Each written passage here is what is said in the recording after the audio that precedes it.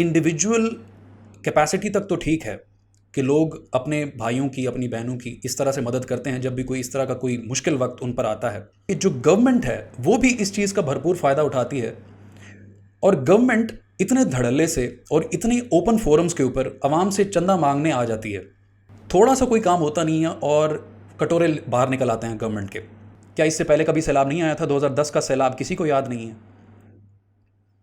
अब उस सैलाब को 12 साल हो चुके हैं, अभी तक उसके ऊपर कोई कॉन्क्रीट स्टेप्स नहीं लिए गए ताकि बाद में कभी सैलाब ना आए। डिफरेंट कैंपेन्स और डिफरेंट प्रोग्राम्स के थ्रू आवाम के जो जज्बा ईसार, कुर्बानी और जो मदद का जज्बा होता है उसको इतना ज़्यादा ग्लैमराइज करते हैं और बताते हैं कि हम कौम बन चुके हैं, और जब कौम का एक फ़र्द मुश्किल में होता है तो दूसरा खड़ा हो जाता है उसके लिए और उसकी मदद को पहुंचता है।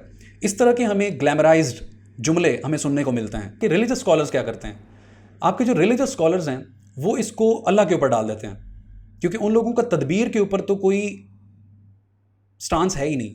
वो हर चीज़ तकदीर के ऊपर डाल देते हैं कि ये जो भी सैलाब आया है, ये जो भी कैलेमिटी आई है, ये अल्लाह ताला की आजमाइश है, या अल्लाह ताला का अजाब है, क्योंकि हमारे मुल्क के अंदर बेहयाई या गुनाह बहुत ज़्यादा बढ़ गए हैं।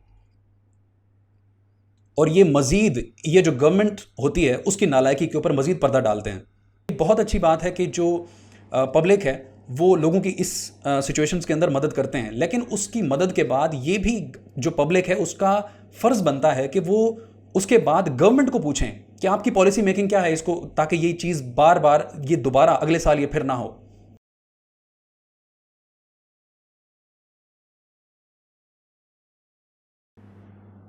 हेलो, मेरा नाम है मतीन हसनैन। पाकिस्तान में हालिया सैलाब की वजह से बहुत ज़्यादा तबाही फैली है, जिसकी वजह से मुल्क का बहुत ज़्यादा नुकसान हुआ है। पाकिस्तान में पहले कभी कोई ऐसी कैलामिटी नहीं आई जिसकी वजह से इतने बड़े पैमाने पर इतना ज़्यादा नुकसान हुआ हो। पाकिस्तान का कोई सूबा ऐसा नहीं था जिसमें ये सैलाब ना आया हो, जिसकी वजह से इस वक्त मुल्क का 1/3 हिस्सा पानी में डूबा हुआ है। अगर हम स्टेटिस्टिक्स की बात करें कि एक्चुअली में कितना ज़्यादा डैमेज हुआ है, तो फिगर्स हमें बताते हैं कि इस सैलाब की वजह से 7,65,000 घर मुकम्मल तौर पर तबाह हो चुके हैं। इसके अलावा 14 लाख घर बुरी तरह मुतासर हुए हैं। इसके अलावा 12,700 किलोमीटर की जो सड़कें हैं वो डैमेज हुई हैं। 12,900 लोग ज़ख्मी हुए हैं और 1,500 से ज़्यादा लोग इसमें मारे जा चुके हैं। और जो मवेशियों का काउंट था, जो कि लाइव स्टॉक जो कि मरा है, उसका जो काउंट है वो है 9,36,000। और कुछ फिगर्स तो हमें ये भी बताते हैं कि ये जो लाइव स्टॉक का काउंट है ये 3 मिलियन से भी ऊपर का है। सो टोटल मिलाकर इस सैलाब की वजह से मुल्क को $20 बिलियन से ज़्यादा का नुकसान हुआ है। और जब भी इस तरह की कोई कैलामिटी मुल्क के अंदर आती है तो हमेशा हमें देखने को मिलता है कि लोगों की जितनी इस्तात होती है, अपनी इस्तात के मुताबिक लोग उन लोगों की मदद को आते हैं जिनको, जो कि इस तरह के कैलामिटी के मुतासरीन होते हैं, और अपनी इस्तात के मुताबिक भरपूर कोशिश करते हैं और उनकी भरपूर मदद करते हैं। और जब भी इस तरह की कोई कैलामिटी आती है तो आवाम हमेशा हमें हुकूमत का साथ देते नज़र आती है। लेकिन जो इशू है वो इशू ये है कि इंडिविजुअल कैपेसिटी तक तो ठीक है कि लोग अपने भाइयों की, अपनी बहनों की इस तरह से मदद करते हैं जब भी कोई इस तरह का कोई मुश्किल वक्त उन पर आता है। लेकिन जो प्रॉब्लम है वो प्रॉब्लम ये है कि जो गवर्नमेंट है वो भी इस चीज़ का भरपूर फ़ायदा उठाती है, और गवर्नमेंट इतने धड़ल्ले से और इतने ओपन फोरम्स के ऊपर आवाम से चंदा मांगने आ जाती है। थोड़ा सा कोई काम होता नहीं है और कटोरे बाहर निकल आते हैं गवर्नमेंट के। और जितने भी पॉलिटिशियंस होते हैं, जितनी इस तरह की कुछ जो तंजीमें हैं, वो इस तरह की सिचुएशन से भरपूर फ़ायदा उठाती हैं। अगर हम रीसेंट मेमोरी की भी बात करें, जब डैम बनाने की नौबत पेश आई और it was talk of the town के दयामेर भाषा डैम बनना चाहिए, तो बजाय इसके कि कोई नेशनल लेवल पे कोई गवर्नमेंट पॉलिसी मेकिंग करती है, पॉलिटिशियंस जो हैं मिल बैठ कर इसके ऊपर कोई पॉलिसी मेकिंग करते, सब के सब बाहर निकल आया और आवाम से चंदा मांगने की अपील करने लगे। उसके बाद जब कोविड आया उसके अंदर फिर से सबके कटोरे बाहर निकल आए। इसके अलावा जब भी हर साल कराची में बारिशें आती हैं और वहाँ पर सैलाब सी सिचुएशन पैदा हो जाती है, फिर सबके कटोरे बाहर निकल आते हैं। और अब जब ये सैलाब आया है तब फिर कटोरे बाहर निकल आए हैं। क्या इससे पहले कभी सैलाब नहीं आया था? 2010 का सैलाब किसी को याद नहीं है? अब उस सैलाब को 12 साल हो चुके हैं, अभी तक उसके ऊपर कोई कॉन्क्रीट स्टेप्स नहीं लिए गए ताकि बाद में कभी सैलाब ना आए। आज फिर सैलाब आ चुका है और सबके कटोरे बाहर हैं। तो इशू यहाँ पर है। ये पॉलिटिशियंस, ये सियासतदान, ये इस तरह की जो तंजीमें होती हैं वो करती क्या हैं?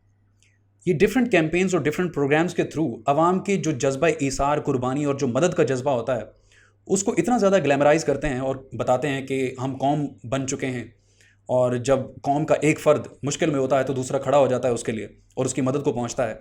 इस तरह के हमें ग्लैमराइज्ड जुमले हमें सुनने को मिलते हैं, जिसकी वजह से हमारी जो भोली भाली आवाम है वो अपने जो पैसे होते हैं वो इनको देना शुरू कर देते हैं।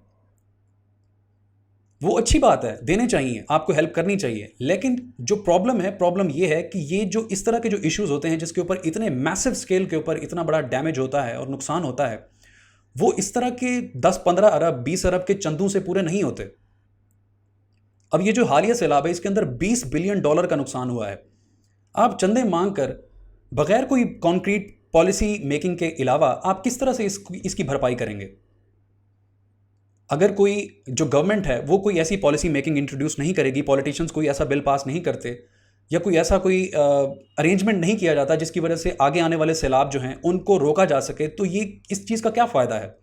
2 साल बाद फिर सैलाब आएगा, साल बाद फिर सैलाब आएगा, फिर क्या करेंगे? फिर इसी तरह फिर से चंदे मांगना शुरू कर देंगे। तो इसके अंदर सारा इशू ये है। और उसके ऊपर सोने पर सुहागा, जब आप इस तरह की कैलामिटीज में से गुजर रहे होते हैं तो इसके अंदर आपके रिलीजियस स्कॉलर्स क्या करते हैं? आपके जो रिलीजियस स्कॉलर्स हैं वो इसको अल्लाह के ऊपर डाल देते हैं, क्योंकि उन लोगों का तदबीर के ऊपर तो कोई स्टांस है ही नहीं। वो हर चीज़ तकदीर के ऊपर डाल देते हैं कि ये जो भी सैलाब आया है, ये जो भी कैलामिटी आई है, ये अल्लाह ताला की आजमाइश है, ये अल्लाह ताला का अजाब है, क्योंकि हमारे मुल्क के अंदर बेहयाई या गुनाह बहुत ज़्यादा बढ़ गए हैं। और ये मजीद, ये जो गवर्नमेंट होती है उसकी नालायकी के ऊपर मजीद पर्दा डालते हैं। अब कोई इंसान उनसे पूछे कि ये जो इस तरह की जो कैलामिटी आई है, जो ये हालिया सैलाब आया है, इसकी वजह से सबसे ज़्यादा मुतासर कौन हुए हैं लोग? इसके अंदर जितने भी घर तबाह हुए हैं वो सब गरीबों के थे। जितना ज़्यादा माली नुकसान गरीबों का हुआ किसी का नहीं हुआ। इसमें जितने भी लोग मरे हैं वो सारे गरीब थे। लोगों के मवेशी क्या इन अमीर लोगों के होते हैं? उन्हीं गरीब लोगों के होते हैं, वही मरे हैं, उन्हीं का नुकसान हुआ है। आपके जो अशराफियाँ हैं उन तक तो ये सलाह पहुंचता ही नहीं है। अगर उनकी फसलों तक भी सलाह पहुंचता है तो उसकी वो डायरेक्शन गरीबों की तरफ कर देते हैं, उनके घर उजाड़ देते हैं, उनके गांव की तरफ कर देते हैं। उसके अलावा ये तो इनके लिए चांदी का मौका है। यहां से ये अशराफिया जो हैं ये होर्डिंग करेंगे, जो खाने पीने का सामान भी है उसको होर्डिंग करेंगे और ये महंगे दामों बेचते हैं और आज बिक भी रहा है। और ये तो एक वेल नोन फैक्ट है कि ये जो मूनसून की बारिशें इतनी ज़्यादा इस साल आई हैं वो क्लाइमेट चेंज की वजह से आई हैं। पाकिस्तान उन टॉप 5 कंट्रीज़ के अंदर है जो कि क्लाइमेट चेंज से सबसे ज़्यादा मुतासर होंगे, और वो हमें दिख रहा है। दो कि वो एक अलग डिबेट है कि हमारा कार्बन एमिशंस के अंदर हमारा कंट्रीब्यूशन कितना है, जो कि 0.4% से भी कम है।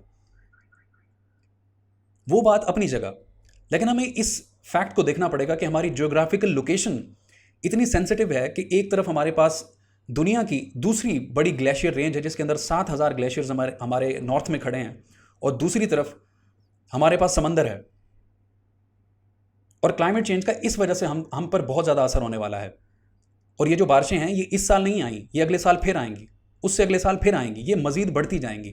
और अगर हमने कोई कॉन्क्रीट स्टेप्स नहीं लिए और कोई इस तरह के छोटे मोटे जो डैम्स हैं वो नहीं बने, और कोई गवर्नमेंट ने कुछ सॉलिड पॉलिसी मेकिंग नहीं की और इसको अवॉइड करने के लिए कोई ऐसे इकदामात नहीं उठाए, तो फिर से इसी तरह फिर से सैलाब आएंगे। और जब ये नेक्स्ट टाइम इससे भी ज़्यादा नुकसान होगा तो उसकी भरपाई कौन करेगा? फिर आप चंदा लेंगे। तो ये हमें बात समझने की ज़रूरत है कि ये इन चंदों से मामला ये होने वाला नहीं है। ये बहुत अच्छी बात है कि जो पब्लिक है वो लोगों की इस सिचुएशंस के अंदर मदद करते हैं, लेकिन उसकी मदद के बाद ये भी जो पब्लिक है उसका फ़र्ज़ बनता है कि वो उसके बाद गवर्नमेंट को पूछें कि आपकी पॉलिसी मेकिंग क्या है इसको, ताकि ये चीज़ बार बार ये दोबारा अगले साल ये फिर ना हो। ये भी पब्लिक का फ़र्ज़ है, ताकि इनको अकाउंटेबल ठहराया जाए कि इतनी ज़्यादा जो आप करप्शन करते हो या इतनी इनफेक्टिवनेस जो है आपकी जो गवर्नेंस है, आप इतने नालायक हो कि आपको ये समझ ही नहीं आती। हर 2 साल बाद फिर से सैलाब आता है, हर साल कराची डूबा होता है, या कोई भी कहीं पर भी कुछ थोड़ी सी ज़्यादा बारिशें आ जाएं आपका सैलाब आ जाता है। ये बार बार क्यों आता रहता है? इसको रोकने के लिए आप क्या कर रहे हैं? जब तक आप ये नहीं पूछेंगे ये मज़ीद इसी तरह ये सिचुएशन और बदतर होती जाएगी, फिर से सैलाब आएंगे और फिर से इनके कटोरे बाहर निकल आएंगे। क्योंकि जब आप पब्लिक गवर्नमेंट का काम ले लेगी अपने हाथों के अंदर और पॉलिसी मेकिंग के लिए कोई जगह ही नहीं छोड़ेगी, आप खुद ही अपने चंदों से मदद करना शुरू कर देंगे और उनको अकाउंटेबल नहीं ठहराएंगे, तो उनका दिमाग ख़राब है कि वो इस तरफ अपनी कोई तवज्जो दें। तो फाइनली हमें ये बात समझने की ज़रूरत है कि जो गवर्नमेंट है उसको छोटे छोटे डैम्स बनाने चाहिए। इस वजह से जो केपीके के अंदर जो फ्लड्स आए हैं, खान साहब कहते हैं कि 30 साल उनकी हुकूमत रही है, तो इसका सारा जिम्मेदार जो नून लीग है और पीपल्स पार्टी हैं, तो 10 साल तो आप भी केपीके के अंदर आपकी गवर्नेंस रही है। तो उसके बारे में आपका क्या ख्याल है? वहाँ तो सैलाब नहीं आना चाहिए था, वहाँ पर भी आया है। तो ये समझने की ज़रूरत है कि ये सारे जो केपीके है वहाँ पर आपको ग्लेशियर्स जो पिघलते हैं, वहाँ से आपको सैलाब का बहुत ज़्यादा खतरा है। अगर आपने डैम्स नहीं बनाए तो वहाँ पर आपको बहुत ज़्यादा नुकसान होगा, सैलाब आएंगे। तो ये हमें बात समझने की ज़रूरत है। और अगर हम डैम्स बनाएंगे, इससे हमें एक फ़ायदा तो ये होगा जो कि सैलाब की सूरत से हम बच जाएंगे। इसके अलावा आप हाइड्रो इलेक्ट्रिक की तरफ जा सकते हो, हाइड्रो पावर जनरेशन की तरफ। बिजली आप पानी से बना सकते हो। जितना हम महंगा हम ऑयल यूज़ करके, हम तेल यूज़ करके हम बिजली अपनी प्रोडक्शन की तरफ जाते हैं, उसको हम कम कर सकते हैं और पानी से सस्ती बिजली बना सकते हैं और इन्वायरमेंट फ्रेंडली भी होगी जो कि, और मैसिव स्केल पर भी हम बना सकेंगे। तो गवर्नमेंट को चाहिए कि डैम्स बनाएं और लॉन्ग टर्म पॉलिसी मेकिंग की तरफ जाएं और ऐसे कॉन्क्रीट स्टेप्स उठाएं जिसकी वजह से नेक्स्ट टाइम हमें ये सिचुएशन बार बार देखने को ना मिले। इसके अलावा तमाम पॉलिटिकल पार्टीज़ को मिल बैठकर एक चार्टर ऑफ डेमोक्रेसी और चार्टर ऑफ इकोनॉमी साइन करना चाहिए, ताकि कोई भी ऐसी पार्टी ना हो जो कि किसी इक़्तिदार में आई हुई पार्टी को अपनी 5 साल की मुद्दत से पहले ही हटा दे। और चार्टर ऑफ इकोनॉमी इस वजह से ताकि कोई जो भी प्रीवियस गवर्नमेंट थी उसकी जितनी भी जो प्रोजेक्ट्स थे वो चल रहे थे, उसको अगला डिसकंटिन्यू इस वजह से ना कर दे कि उसके जो क्रेडिट है वो उसको जाएगा। ये सब म्यूचुअल अंडरस्टैंडिंग के साथ होना चाहिए और तमाम पॉलिटिकल पार्टीज़ मिल बैठकर ये फैसला करें कि कौन से जो प्रोजेक्ट्स हैं वो बहुत ज़्यादा इंपॉर्टेंट हैं और नेशनल इंपॉर्टेंस के हैं, और उसको आगे लेकर चलना सबकी जिम्मेदारी होगी, चाहे उनकी गवर्नमेंट रहे ना रहे। तो ये कॉन्क्रीट स्टेप्स हमें लेने की ज़रूरत है। तो ये कॉन्क्रीट स्टेप्स हमें इमीडिएटली लेने की ज़रूरत है, इसके अलावा कोई चारा नहीं है। अपना ख्याल रखिएगा। Thank you very much.